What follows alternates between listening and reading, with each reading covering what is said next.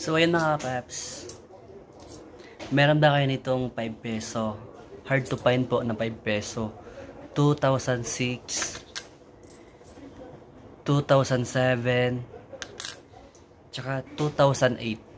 5 peso po na hard to find. 2006, 2007, 2008. So ayun mga paps, bibili nyo po yan sa halagang 3,000 po bawat isa nito. 3,000 po. Kung meron ka nito, direct ka na PM sa aking Facebook page o kaya mag-comment ka na marami mga kapaps. Basta po 5 peso po na hard to find. 2006, 2007, 2008. Tatlong hard to find na 5 peso po yung binibili ko po. Sana naintindihan nyo po. Bago kayo mag-send sa akin ng picture, dapat 2006, 2007, 2008 na 5 peso BSP coin, hard to find. So yun mga paps. At yun mga paps, update ko lang kayo sa mga nanalo ng GCash nakaraan.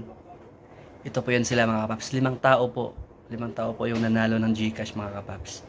Ito po yan sila mga kapaps. Una ito. Pangalawa mga paps ito. Pangatlo ito.